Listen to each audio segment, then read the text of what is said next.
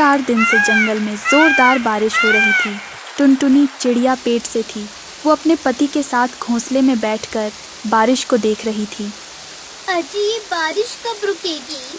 मैं कभी भी माँ बन सकती हूँ। वही पड़ोस वाले जंगल में टूनी चिड़िया अपने बच्ची के साथ बैठकर बारिश को निहार रही थी। तभी उसकी बेटी सुनहरी चिड़िया उससे कहती है, माँ, ये बारिश कितनी अच्छी है ना। मुझे बारिश बहुत पसंद है। बेटा, बारिश बहुत अच्छी होती है, लेकिन जिन पक्षियों के घोंसले पक्के नहीं होते, उन पक्षियों के लिए बारिश अच्छी नहीं होती बेटा।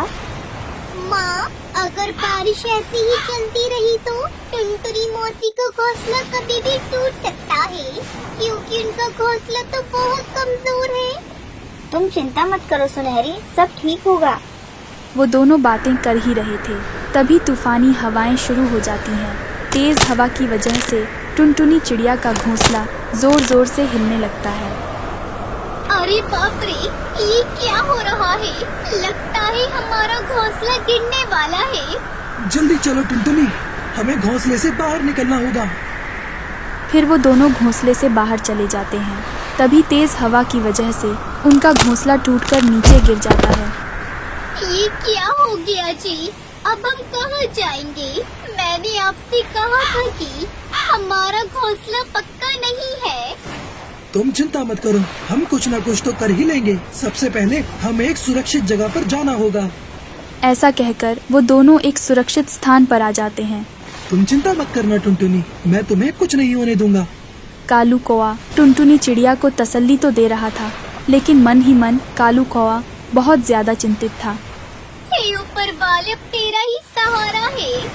थोड़ी देर बाद बारिश रुक जाती है। तुम यहीं रुको टुनटुनी, मैं तुम्हारे लिए कुछ खाने के लिए लाता हूँ। अजी, आप अकेले कहाँ जाएंगे? मैं भी आपके साथ आऊंगी। नहीं नहीं, यहाँ शिकारी पंछी शिकार की तलाश में घूमते रहते हैं। ऐसे में तुम्हारा बाहर जाना खतरे से खाली नहीं। तुम यहीं रुको, मैं खाना लेकर अभी आया। ऐसा कहकर कालू कौआ खाने की तलाश में निकल जाता है। बहुत देर ढूंढने के बाद उसे एक जगह दाना पानी मिल जाता है। वो खाना लेकर जा रहा था, तभी उसे एक पेड़ पर बांस का घर दिखाई देता है।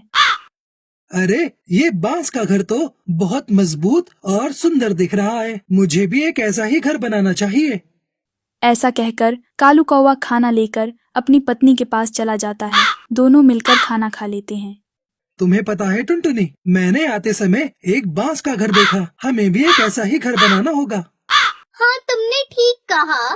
बांस के घर में हमारे अंडे सुरक्षित और गर्म भी रहेंगे। चलो, तो हम अभी बांस ढूंढने जाते हैं।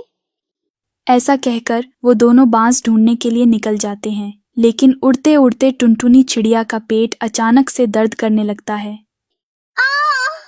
अजी, अचानक से मेरे पेट में दर्द हो रहा है। लगता है अंडे देने का समय आ गया है। हमें जल्दी से घर बनाना होगा।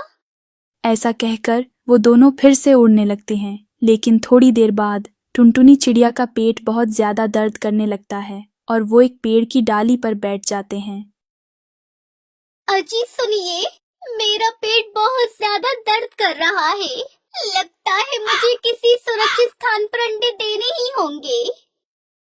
उन्हें ये पता नहीं था कि उनकी सब बातें चील छुपकर सुन रहा था। चील उनसे आकर कहता है, ओए ओए, मैंने तुम दोनों की सारी बातें सुन ली हैं। अगर तुम चाहो तो मेरे घर पर अंडे दे सकती हो। मुझे इस चील की नीयत कुछ ठीक नहीं लग रही। हाँ, मुझे भी कुछ ऐसा ही लग रहा है। आपका बहुत बहुत शुक्रिया, लेकिन हम हमारी जगह को ढूंढ लेंगे। ओए ओए, अरे भलाई का तो जमाना ही नहीं है। मैं तो तुम्हारी मदद करना चाहता था। रहने दो, जैसी तुम्हारी मर्जी। ऐसा कहकर चील वहां से चला जाता है। तभी टुनटुनी चिड़िया को टूनी चिड़िया का बांस का घर दिखाई देता है। वो दोनों वहां पर चले जाते हैं। टूनी, अरे ओ टूनी, दरवाजा खोलो। तुम यहाँ कैसे टुनटुनी?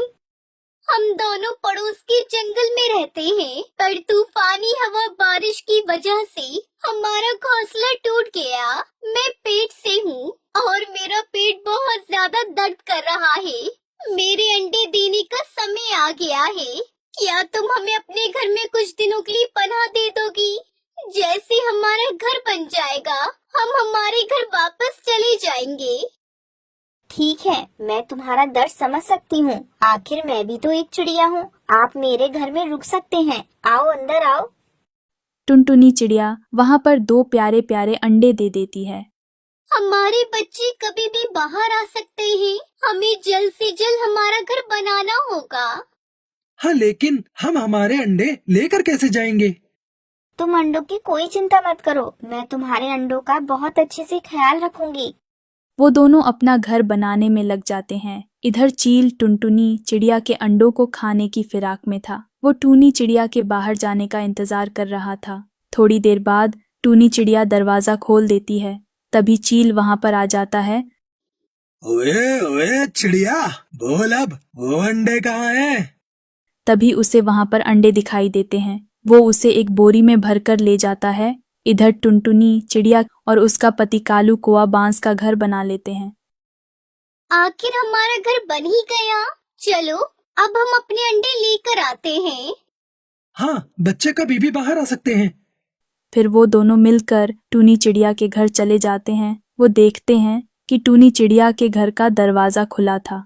वो दोनों घर के अंदर चले जाते हैं।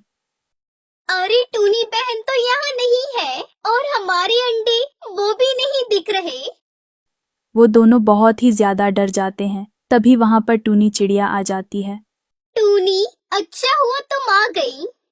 ये लो तुम्हारे अंडे, देखो इनमें से बच्चे बाहर आ रहे हैं।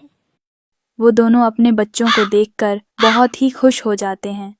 मेरे बच्चे, इनको देखो, ये तो कितने प्यारे हैं। शुक्रिया टूनी, जो तुमने हमारी इतनी मदद की। फिर टूनी चिड़िया उन दोनों को चील की करतूत के बारे में बता देती है।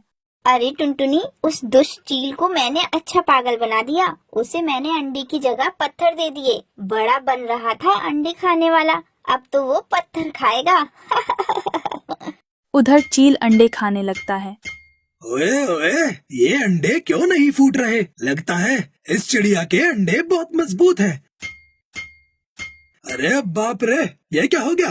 चिड़िया, मैं तुझे नहीं छोड़ूंगा, ये तो पत्थर है।